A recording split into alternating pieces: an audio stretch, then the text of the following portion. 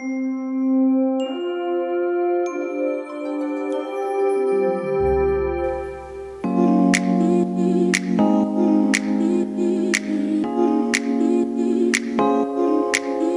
evening, everyone. I was going to ask, can you hear me clearly? But I know you can because I feel like I am yelling and screaming because this microphone is very loud. But welcome, so glad that all of you were able to come out to tonight's community meeting as we delve a little deeper into discussing the recommendation to consolidate both Carver and Washington into the proposed Carver, Washington Elementary School. And Michelle Moore, who is the assistant principal here at Washington. And joining us from Carver, we have Principal Mr. Williams, who is here somewhere. We have several of our board members who are here today, and I want to take a minute just to introduce them and thank them for coming out. We have one of our newest returning board members, Mr. Tony Rose. Miss Vicki Hatter, I know, there she is, back there in the back. And I saw Miss Johnson walk in. Where is she? There you go. And I saw Representative Denise Innett. If you can stand for us. And I think, who? Who? We already did her. And Stephanie Vestal, who you get a chance to meet a little later. I do want to thank all of our staff who are here, our communications team members, Pam Smith, Mr. Dennis, Mr. Jack. These folks are always Johnny on the spot with every event that we have across the district, so we're always appreciative for them coming out. And to all of our staff who are here, all of our parents who are here, all of our community members who are here, who have a vested interest in having a better understanding about what this recommendation is about. I thank you for coming out this evening. So, again, welcome. I'm going to spend a couple of minutes going over the agenda so that you guys can know what is in store for you tonight. The first thing that we will do, some of you have already heard this information before, but we do want to take just a few minutes to go over what the specific recommendation is, the reasons why we're making this particular recommendation, and then we will pause to answer any questions that you may have about the reason for the what for the recommendation and the reason. I believe do you guys have index cards on the table? Valerie, can you make sure, if you have a question, we want you to please jot it down on the index card. We will collect them and we will answer questions during the 6:45, 6:55 portion of the meeting about the what and the why for the recommendation. We will then, and that portion of the presentation will be done by Drs. Cooper and Drs. Bradshaw, who are two assistant superintendents here in the district. And then we will spend the bulk of our time, and this will be something new, spending time talking about the transition and the transition process.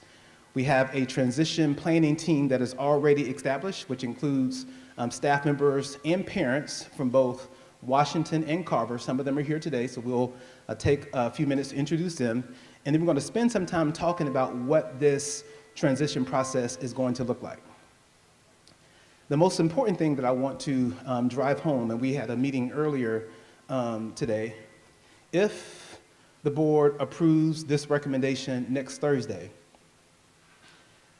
the plan is for the district staff to take several steps back away from this particular process and give the power, so to speak, to members of the transition team, which again will be made up of staff and parents from both schools, to drive what this process is going to look like from now until when school opens in the fall.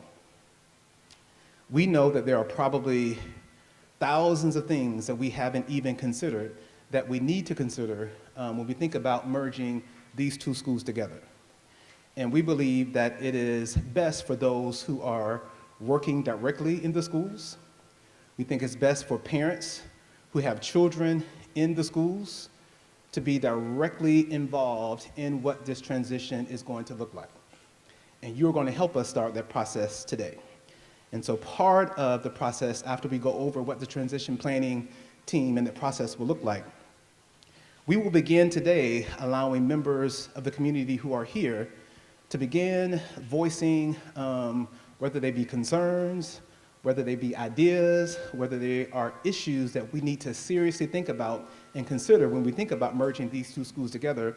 We want to identify all of those things. We want to begin the process of identifying all those things tonight.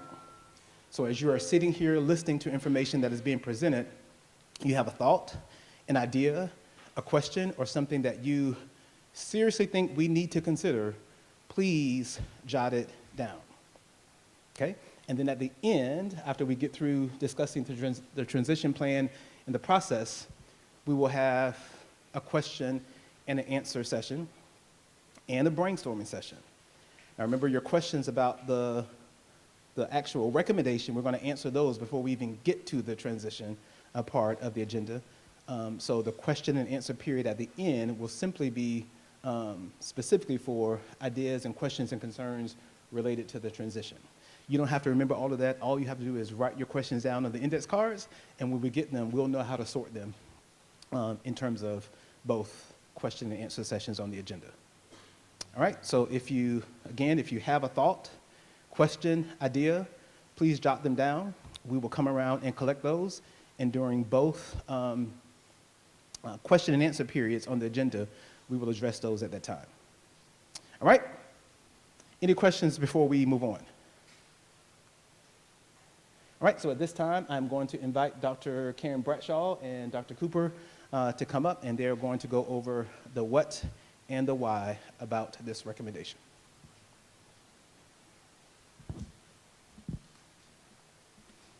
All right, good evening, everyone. My name is Dr. Amy Cooper. And I'm Dr. KK Bradshaw, Assistant Superintendent Network 2. I apologize. I'm an Assistant Superintendent Network 3, and I have the privilege and the honor to serve Booker T. Washington daily. So we're going to go ahead and get started with the why, behind why we are here with consolidations, closures, and some of the enhancement recommendations. So here are some of the factors that are contributing to the recommendations. Here is our why. So we have reduced funds from the state. There is a reduction also in federal funding. And we also, as many of you know, there has been a decline in our student enrollment, and then also within facilities and their usage. Additionally, other factors under consideration were the conditions of the facilities themselves, particularly at Carver and at Washington, as well, I think, as Brady, which is a Network 3 school, but I think that was also a consideration. Per pupil expenditures was also a consideration, as well as the expansion of charter and private school access, so it's become extremely competitive for us to maintain and retain students. And then lastly, there are some district department and office consolidation needs that we'll talk about here in just a second. And if you don't have an agenda, again, they're up here on the table, but we're just going through what's also included here. So here we wanted to make sure that we provided some information about the schools that are currently not meeting their enrollment targets and those buildings that have low utilization. So here we have a chart of several schools that are here. As you can see, there are some schools that are highlighted in black there.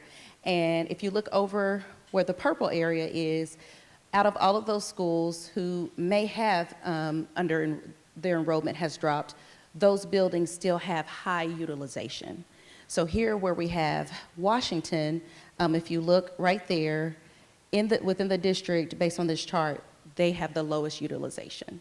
Okay, so Washington can hold up to 900 students, but currently it is only being used, the utilization is low at 35%, and then Carver at 37%.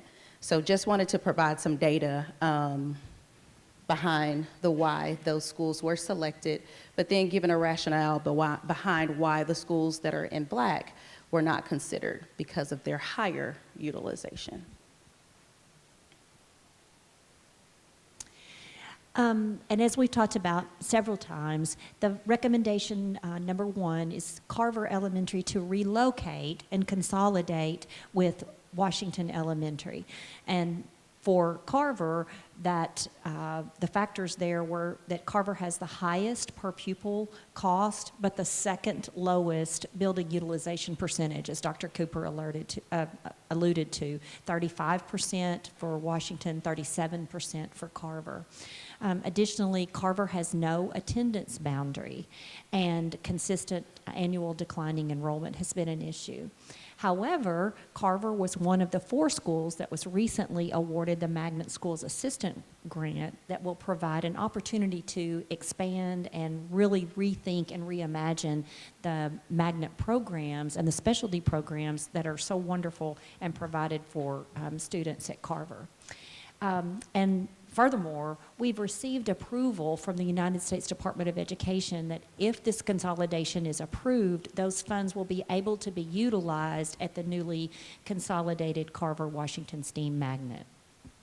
All righty, so again, further details I just shared on the previous slide, and again, this is also included in your packet, but Washington currently has the lowest utilization percentage in the district. So on that chart where you all saw 35%, Washington has the lowest utilization and the 5th highest pupil cost. But the good thing is Washington has a very large building. So that means that there's a greater opportunity to build and the capacity here at Washington than other buildings in the district. That would be a great opportunity, but would be a great opportunity to support the development of the STEAM program that's already established and thriving at Carver.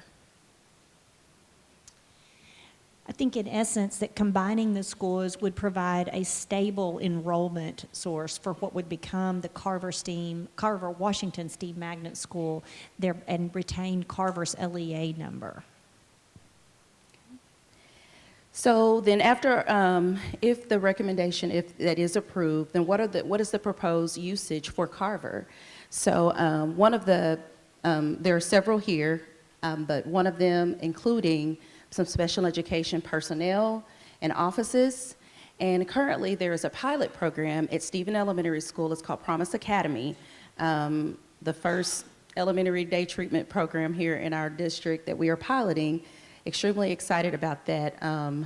We would move the district's day treatment pilot classrooms to the Carver campus. So that pilot is currently going on at Stevens Elementary.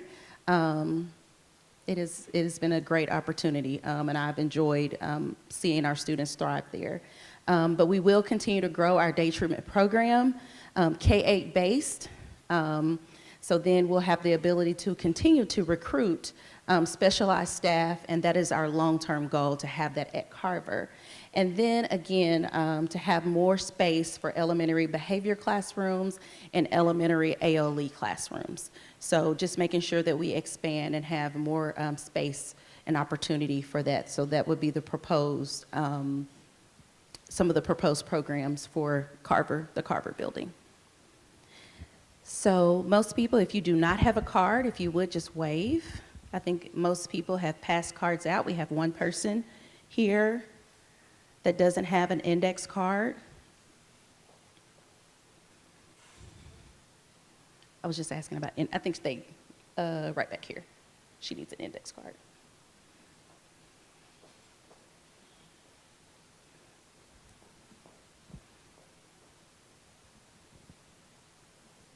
Okay.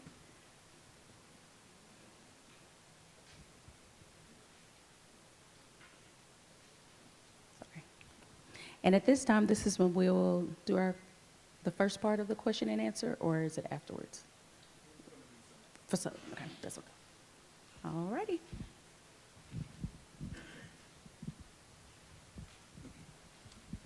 I am struggling with my eyesight, so I'm going to do the best I can, especially for some of these with very small writing. All right, this question says, the LRSD Act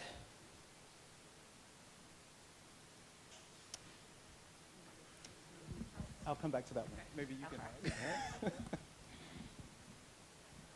The schools with high utilization are the smallest in the district. They have little to no room to expand. Why would we not want to expand those programs into larger buildings? Good question. If we can go back to that slide with the, I believe the only, yeah.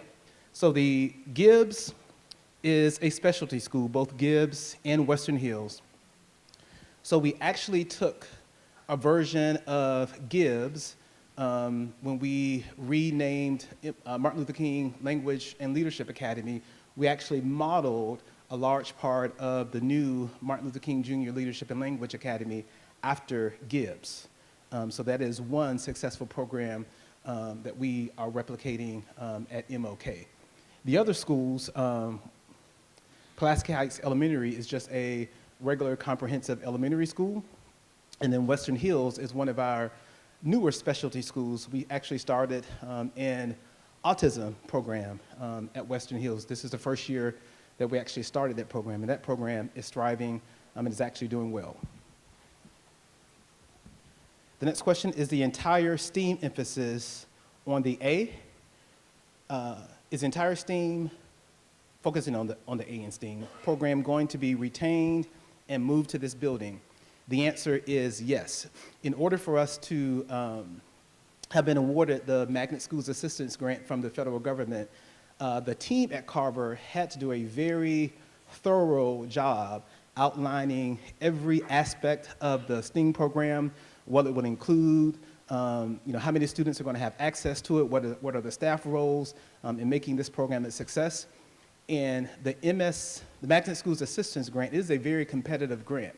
Hundreds of schools, probably thousands of schools across the country applied for that particular grant, and only 7 districts were awarded the grant. And so our grant application was extremely strong, which is why we were awarded the grant. And so every aspect of the STEAM program is going to be implemented here, because not only is it going to be great for kids, but we have to do it because it's in the grant, and that's how we actually get the funds. And so every student here at the proposed Carver, Washington, will have access to that particular program. If this plan goes through, what does the district have planned to help the students transition therapy and tutoring? Great question. And I'm going to save that one for when we get to the transition conversation, because it's going to be covered there. So I'm going to put that one aside. Have you identified areas where cuts can be made? Are some? So the answer to the first question is yes, and we are still in the process of identifying several cuts across our district to be able to deal with the financial situation that we are currently facing. And then the second part of the question, are some, I believe this says, are some of the buses underutilized? I don't know how to answer that. My glasses are actually in my bag. But it says buses, I believe. I don't know about underutilized buses, but we also just recently received a multi-million-dollar grant, the Clean Energy Bus Award grant. So we are replacing all of our diesel buses with clean energy buses. And so all of our diesel buses, in order to use the funds for this particular grant, we actually have to put holes in the engine of all of our diesel buses so that they can't be used anymore. So we will actually be replacing all of our bus fleet over the next few years.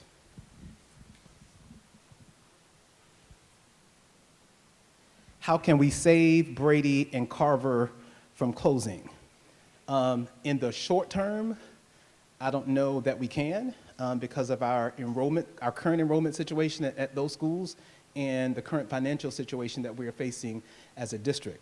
The long-term solution is to, again, figure out a way to have a comprehensive, two parts, a comprehensive marketing program to where we can market all of the great things that are happening in the Little Rock School District, which I think we all can agree that we don't do a great job of highlighting and marketing, so that's one thing.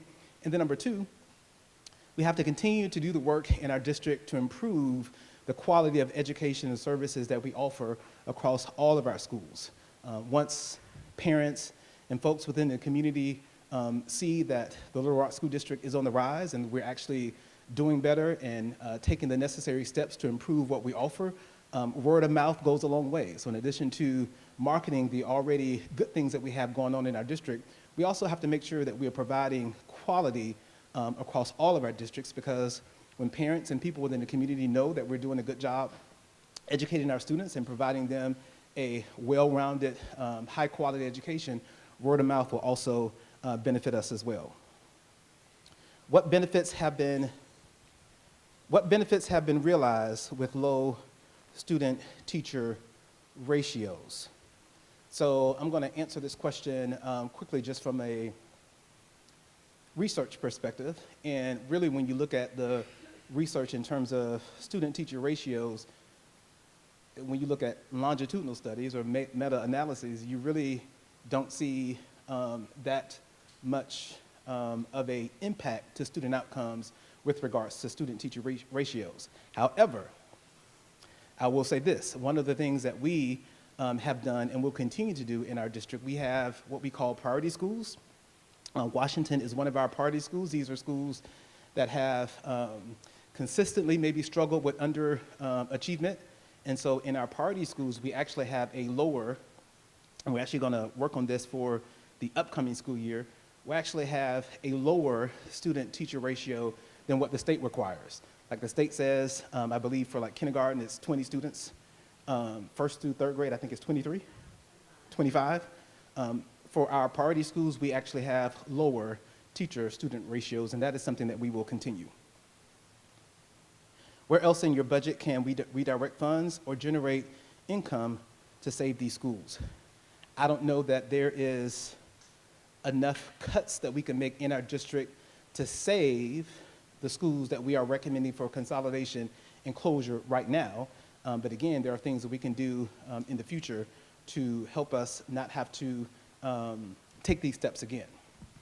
And again, I don't want to be repetitive because we've heard a lot of information already, but when you look at enrollment within our district, which impacts finances in our district, and then you look at the impact of choice that we now have with LEARNs and some other legislation, you look at the competition that we have with private schools, with the vouchers, and even with charter schools, we are competing for students. Long gone are the days where public schools were the only option, where we didn't necessarily have to compete.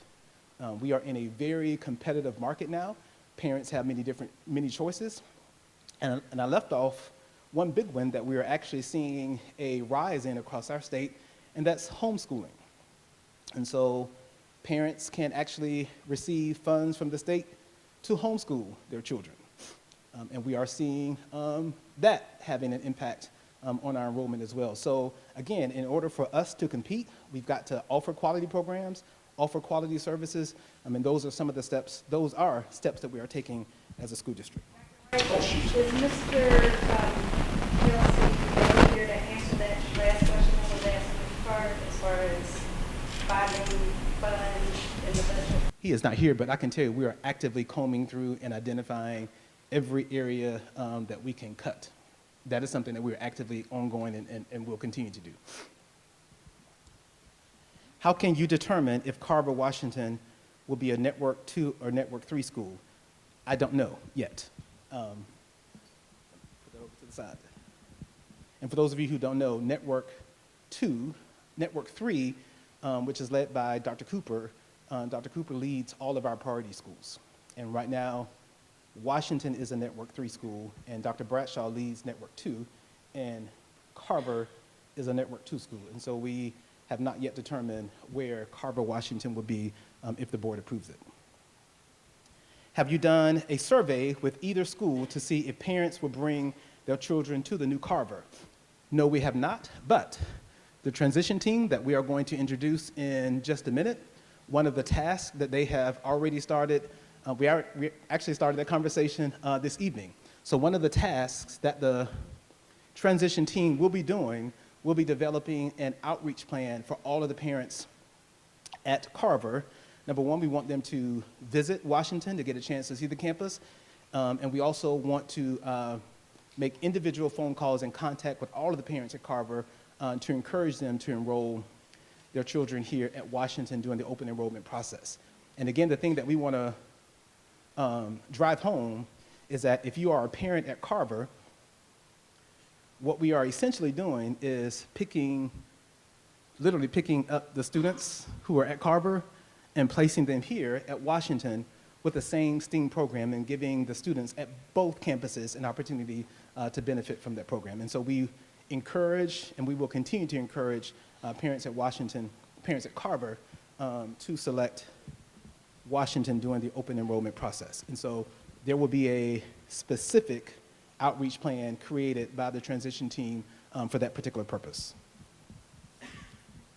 Are there any substantive reports that suggest increasing student to teacher ratios yield greater student outcomes with students who come primarily from low to poor wealth families and communities? I answered that question previously, and I'm going to reiterate it again, that for schools like Carver, Washington, we will actually prescribe to a lower student to teacher ratio than what is required by the state. How many federal funds has the LRSD used, and how could, is this your question, Dr. Whitfield? Yes. Tell me what it is, the last part. Asking how the federal funds have currently been used, and how many have been used, and how many are still available for us to benefit these tuition programs. So are there federal funds that we've already used? How much of those, and then how many do we have left that might prevent us from closing? So to answer the latter part of the question, there aren't enough federal funds for us to use to keep the schools open because all federal funds have specific uses and purposes.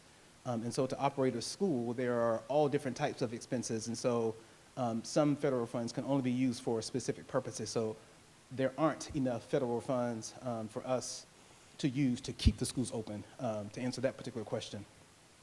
I can tell you that the great thing about some of the federal funds that we do have is that we are actually able to fund additional positions for our priority schools, such as whether it's facilitators. Schools use funds for tutoring, for extracurricular activities, and so those things are still in place. And as painful as it is to have to consolidate or close schools, what it does for our district is that we now have pretty much the same amount of funds, but we don't have to spread them out over so many schools. And so a school like Carver, Washington would actually benefit from access to more federal funding because we don't have to split those up over multiple schools. And then the last question, then we're going to move on.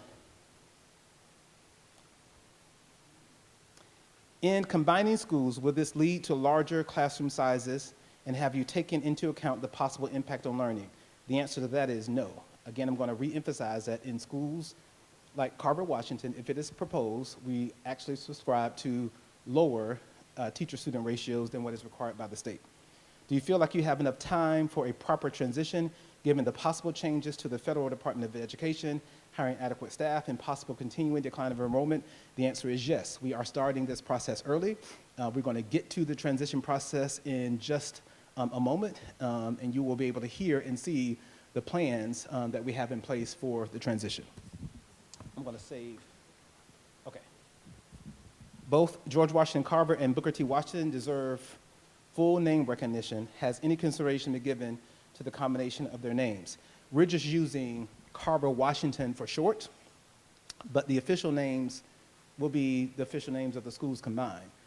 Booker T. Washington and George Washington Carver Steen Magnet Elementary School, but nobody is probably going to want to repeat all of that, so we are using Carver Washington. But again, that is something that the transition team and all staff, parents in both communities will be able to give some input on. That was a lot to say.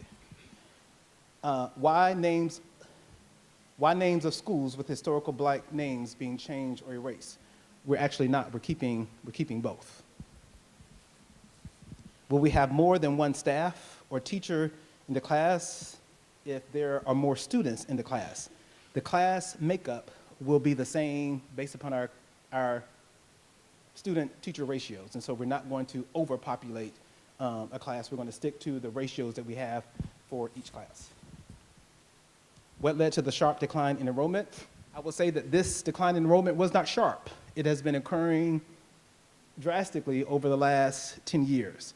I think the sharpest decline was my first year here in 2022, where we were down 600 plus students. I think that was the largest number of students that we lost in any particular year, but the decline has been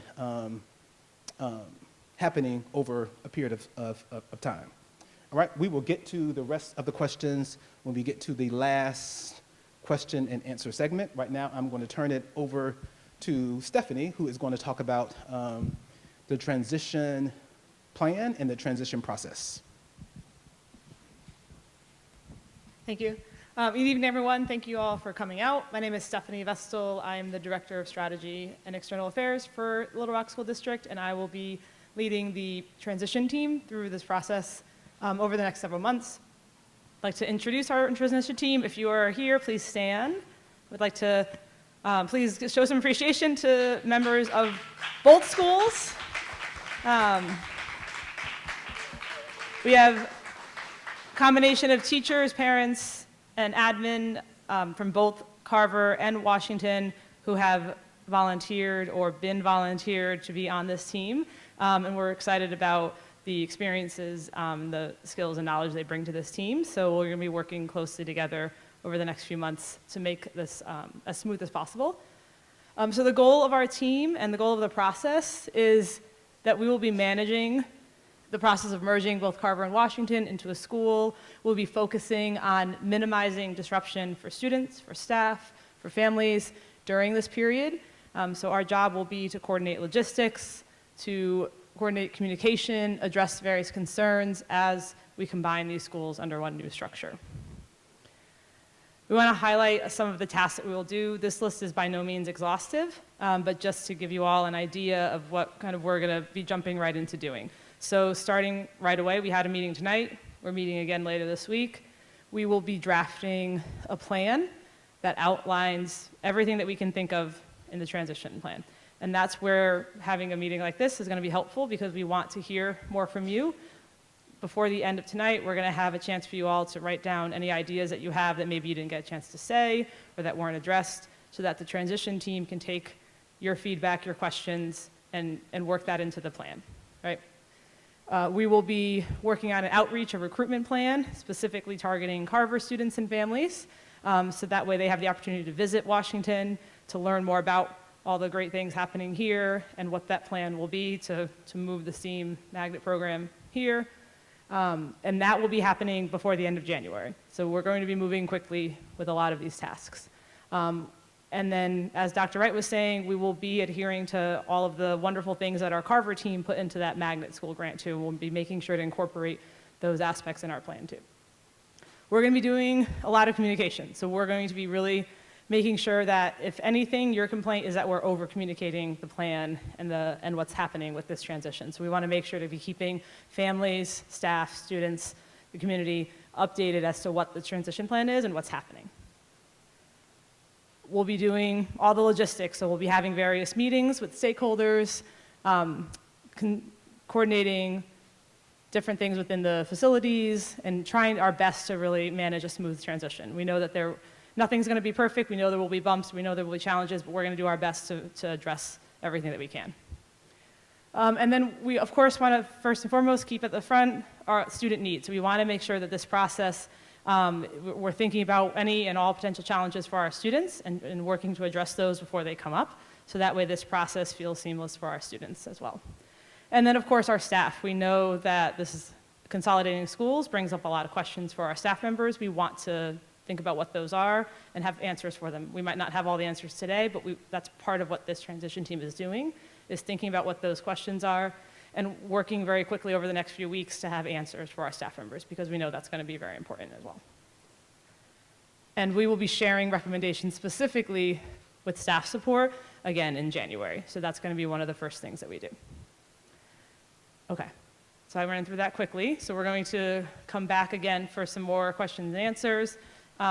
This will be more specific to the transition. I do want to lift up this one. Where did I put it? In my pocket?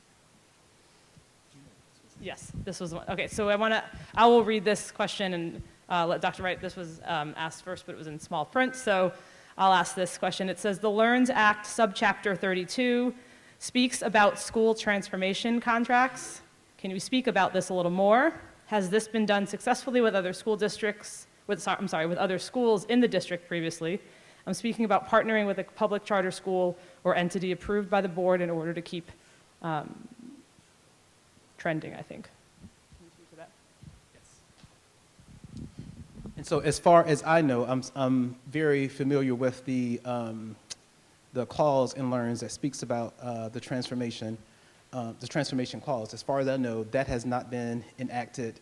As far as I know, it hasn't been enacted in any district that I'm aware of in the state of Arkansas. And for those of you who are not familiar with what that means, it basically states that if a school has been a D or an F for a certain period of time, then the State Department can force a school district to hire an external provider, or the state can say the external provider has to operate those particular schools. The external provider can be a charter organization, it can be a non-charter organization, it can be a private entity, it can be whatever. But as far as I know, to this date, that transformation clause has not been implemented in any school district that I'm aware of in the state of Arkansas. And for those of you who don't know, it probably isn't a surprise, but out of all the districts in the state, we are the only true urban district in the state of Arkansas, and we have the most D or F schools than any district across the state, which is the same as any other urban school district across the country. So I don't want you to think that we are an anomaly. That's just the nature of this work. And when you look closely, I think my first year here, we went from 5 Fs to 20. 2 months after I was hired, when the school grades came out, we went from 5 Fs to 20.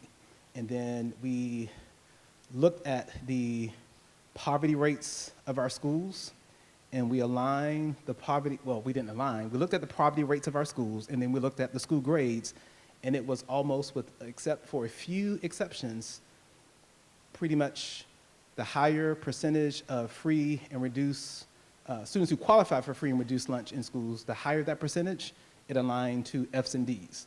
The lower that percentage, it aligned to the schools that had Cs, Bs, and As. And so we know that with poverty, students who are impacted by poverty, we know that we have much more to overcome in terms of making sure that those students close those gaps and show improvement. Many of our students who are impacted by poverty, they come to us in preschool and in kindergarten already significantly behind. And so we are playing catch up even before the students start in our schools day one.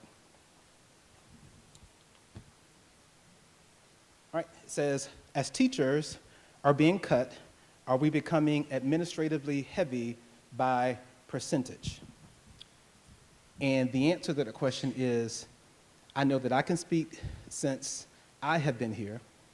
Last year we had to implement many personnel cuts, and the brunt of those cuts were not at the teacher level. The brunt of those cuts were at the admin level, whether it was at central office or admin at the school level. And so as we continue to right-size our district in terms of personnel, I know that I am keenly aware of the perception that people have about admin versus non-admin positions. And so we are working hard to make sure that the brunt of those cuts aren't felt by teachers at the classroom level, and we will continue to do that. Are we in danger of creating a culture that tries to downplay or cover up our discipline issues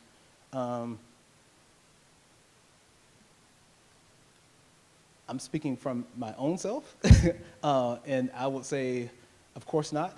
I think that we have been very transparent with, in Little Rock School District, we don't have the luxury of hiding anything that happens in our school. We sneeze, it's on the news, it's printed in the paper. We don't have the luxury of being able to hide and cover up things that are happening in our schools. And I think that we have been very transparent and honest with the challenges that we're having across our districts, specifically as it relates to discipline issues. And that is something that we will continue to do. Okay, I think the rest of that was just a comment. Yeah. Oh, those I answered already. That's a new one. Take these so I won't get these confused. All right. What will happen to the school librarians in this merger? Will the school media specialists both retain their positions? So that is a staffing question, and I really don't want to get into staffing questions here, but what I will say is we will have a very clear process for how staff will be determined across all of our schools. And I've said this at the last community meeting, and I'll say it again. We are working to make sure and to ensure that the process for recommending staff for positions for the 25-26 school year is the same across the district, whether you are in a school that is consolidating or closing or not. That is our goal. We have a draft of a plan. That plan is currently being reviewed by our legal team, but we are working to make sure that staff is aware of that by January, and then we have specific things in place to make sure that our staff in schools that are closing, that they have priority in terms of, I don't want to get too deep into it because it's not finalized yet, but we are going to make sure that the staff in schools that are closing or considered for consolidation have the very first chance and opportunity to secure a position for the next school year as early as possible so that we don't have this hanging over the heads of staff members all throughout the spring. But again, I want to emphasize that the process will be no different for staff, regardless of if they're in a school that is closing or not. Amongst talk with other Carver parents, and given we have a choice, are other schools enlarging their enrollments because not everyone is coming to Washington? We just started the open enrollment process in December, and so we don't have data yet to know what the trends are. But again, part of, and we mentioned this already, I'm going to say it again, you're probably getting tired of hearing it, the transition team is already thinking through and working on a specific plan to individually reach out to the parents of Carver to make sure that they understand this process that is going on, make sure they understand what will be offered at the proposed Carver, Washington Elementary School, and to encourage them to complete the open enrollment process by the end of January. And we're being very specific by saying by the end of January because at the end of January, we're going to look at the number of students who have selected Washington, and then we're going to make preliminary projections, enrollment projections, based on those numbers. Those preliminary enrollment projections are going to determine the number of staff that we need at Carver, Washington. The more students from Carver that enrolls in Washington, the better chance that we will be able to retain as many staff as possible from both schools. If half of the parents from Carver choose to send their kids to other schools, then that means that there are fewer positions that we're going to have at Carver, Washington for staff to be recommended for. Does that make sense? Okay. That wasn't what I asked about enrollment at other schools. Are they, because you know you go to schools and they say we only take a certain amount of third graders. Taking into consideration the consolidation and everybody from Carver's not coming here, are other schools gonna increase how many third graders you're taking? You know, that was the question. I see Dr. Fields in the back, and in order for me not to mess up the answer to the question, I'm going to ask if you can come up and kind of talk about that process, because I'm sure that you can speak to it much more clear than I can. As he is coming up, I'm going to answer, are there plans to reinstate dance? That's a question that the transition team will be able to answer, and or the folks who were intimately involved in writing the grant for Carver, because I can't remember all of the different parts of the STEAM program that were actually written into the grant. But that's a question, that's the type of question that the transition team will be able to work on and be able to communicate to both schools as a plan. How does the district plan to build the morale of those being displaced? What we're trying to do is to, not what we're trying to do, what we're going to do and what I'm pledging to do. So typically, when we have these types of processes, sometimes staff don't know where they're going to be until, April or May. What we're trying to do, especially for the schools that are impacted by consolidation and closure, is we're trying to complete that process by the end of February. That is our goal. And so to help with morale, we want to make sure that people know where they're going to be by the end of February instead of having to wait months on end. And so that's why we're trying to not expedite, but have a plan in place where people will know where they're going to go earlier. What is the integration of STEAM going to look like? It should not just be integrated in pullouts. How will the staff be trained? Now, I can pretty much answer this question because I have enough understanding and knowledge of what is in the grant to be able to speak to this. What this is designed to be is a real, authentic STEAM school, which means that every portion of science, technology, engineering, arts, and math, is that right? All right, is integrated into every subject area and content area. It's not just going to a dance class. It's not just going to music class. It is intricately woven into every aspect of the school.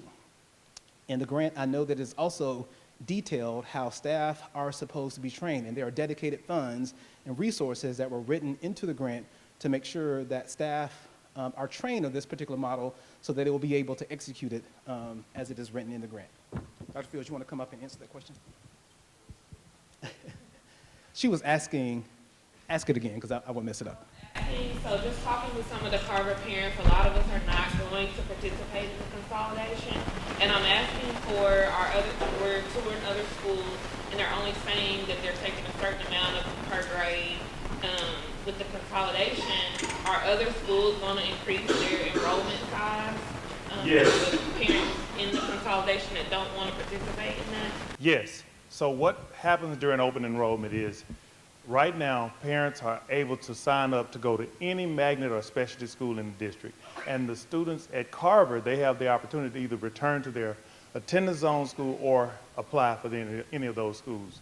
If they should apply and that number exceeds the number of classes that we currently have, we will do we have a counts meeting, and we'll look and write down, say for instance, they just only have one kindergarten class, and 16 additional kids sign up. We'll open another class. We always, during open enrollment, we look at the end of it, we look at how many people signed up, and that's what governs how many classes will be at each school in the district. So yes, absolutely, we will open classes as needed. Did that get you? Okay. All right, have a few more. Will the Carver-Washington merger retain a no attendance boundary? So the attendance boundary for Washington will remain, for Washington will be Carver-Washington's attendance boundary. Remember, Carver didn't have an attendance boundary. But because of school choice, whether you have a boundary or not, parents can still choose to send their kids to a school outside of their boundary. So to answer the question, Washington's current attendance boundary will become Carver-Washington's attendance boundary, but that doesn't preclude students and families from choosing this school regardless of where they live. Why doesn't the transition team include members of the South Main community? It can. We just started with parents and staff from both schools, but there's no reasons why we can't include member or members of the South Main community. So if whoever wrote this question, if you have a specific person or persons you have in mind, please let Stephanie know. The more input, the better. Answer that one. What is a plan to help heal the community? Is that what it says? No, I did that side. Yeah. What is a plan to help heal the community? Again, that is something that, if that is an issue of concern, that is something that we will make sure that the transition team gives attention to and plan for. That is the whole purpose of the transition team. And when we get to, well, we're at the end, close to the end. So this is a perfect example of something that should be written down on the flip chart paper that we'll talk about in just a minute, so that when the transition team begins to meet, they'll have that in mind, and so they'll put things in place to address that. What was the criteria for asking staff to be a part of the transition team?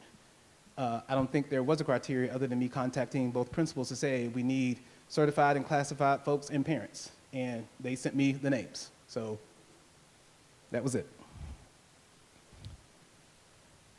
Why did Dr. Wright think it would be a good idea to initiate this plan without first notifying the parents? So I addressed this last Wednesday. So there was a whole spiel where I went through the timeline and the process for how this came to be. And so without regurgitating 20 minutes worth of information, I will say that because of the, first of all, before this recommendation was brought to the board to have a public discussion, staff were notified. I had a conversation with staff at all the schools, and parents were notified about the recommendation via a letter. I explained last Wednesday that because of the short and compressed timeline from when we received, from when I knew what our current fiscal year's budget looked like, which was in October. Now, talked about all of that, but by the time I knew what the budget for this year looked like and for the conditions that we were in, I had until October, until December to figure out what we were going to do. So I had a very short and compressed timeline. And so what I didn't want to happen was that we were having a discussion in a board meeting about these recommendations and staff and parents were not aware. So they were aware, but I did not have time to host a community meeting before that meeting took place, which is why we're doing them now.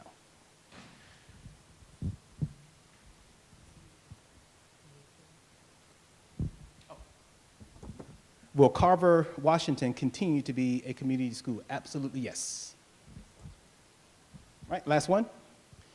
Do we have your word that you will not sell any more of our public school properties, buildings, to public charter companies, builders?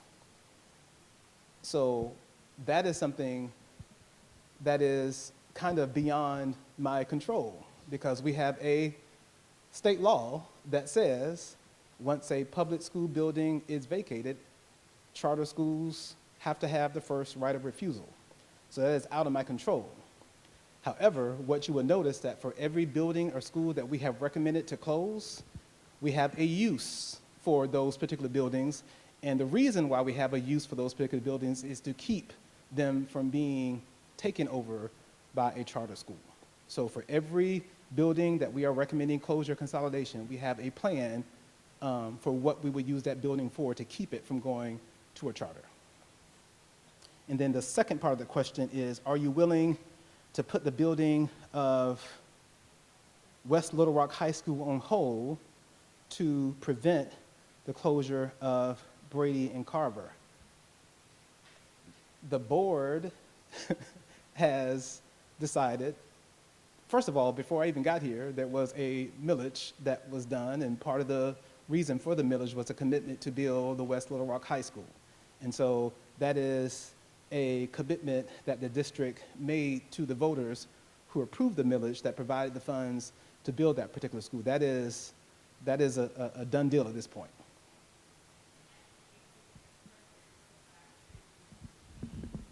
we won't be able to hear you on the.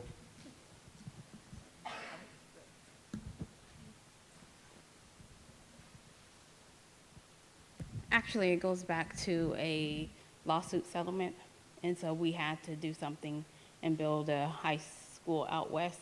And so even though that high school have been in operation for like 5 years now, is it 6 years? It used to be in the Leisure Arts Building up right by the Pinnacle View Middle School.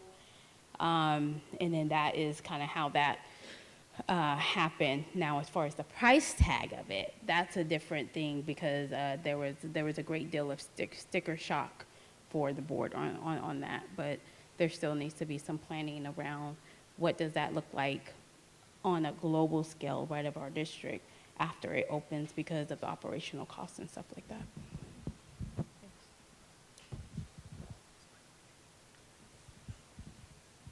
All right. Seeing that we have no other questions, you have one more important task that we need to do before we close. As you have been sitting here listening, some of you may have had thoughts, ideas that we need to consider for the transition process. You've met some members of our transition team who are here today. They will be meeting for the second time already on Friday after school to begin the process of putting this in place. Our goal is to have a draft plan, transition plan completed by the end of December. By the end of December, our plan is to have a completed transition plan. Every month, we know that these are the things that we need to give attention to. These are the tasks that needs to be completed. And in order for that to happen, we need everyone in this room who have thought about things that we need to consider to jot them down on the chart paper that you see back in the back of the room. The second thing I want to emphasize about the transition team is, and you saw it on the presentation, but there will be communication structures put in place so that if you are a staff member, parent, community member, and you think of stuff that we need to consider, part of the role of the transition team, we have folks who are representing both campuses. Part of their responsibilities will be to develop communication methods to be able to communicate back to their stakeholders what they're doing as a transition plan, as a transition team. There will be methods in place for where you can submit information to members of the transition team at either school for them to consider as they're continuing to meet. And so although this is just one meeting, the transition process will occur throughout the spring, the summer, until the school opens. And so there will be ample opportunities. You will be hearing from them repeatedly about the progress that we're making, and there will be opportunities for you to continue to inform that process as we prepare to open up the Carver, Washington STEAM Magnet Elementary School in the fall, if the board approves this recommendation next Thursday. And I just want to add really quickly to that, while it will not be the only way we communicate, if you do not already follow us on social media channels, if you do not already have the app downloaded, please do that, because that will be part of how we communicate, and not just about this transition plan, but just district-wide. So just make sure you all do that. I'm sure you all do since you're all here. Tell your friends as well to do that as well. Anything else? Yes, ma'am. May I share two comments with the people gathered here? This building, okay. This building was built after the model of Carver. In 89-90 school year, the district had a need for another math science magnet school for elementary students, and we were designed as a clone to Carver's campus, but larger. We ran a successful magnet math science program modeled after Carver's, and it was very successful until the state was released from the desegregation plan, and Washington then lost magnet status. So this campus has accommodated 920 students. It has had at that time what would have been similar to a STEAM program. STEAM has developed a lot. It ran successfully. This community would benefit greatly with this merger, this consolidation, and I think Carver would benefit because you're going to have a campus that will fit your needs very well, and a local community of the South End, Soma, Petaway, that is very supportive of their local school. Just a little history. Thank you for that. And I think, yes, that's a great note to end on. I remind you, please, anything that we maybe haven't addressed or any feedback specific to the transition that you want to leave with us, there are several white flip chart papers behind you. We can always put out more. I'm going to hang around if I can help answer any specific questions as well. Once again, thank you for taking time out of your busy evenings this December to come out with us. We appreciate it.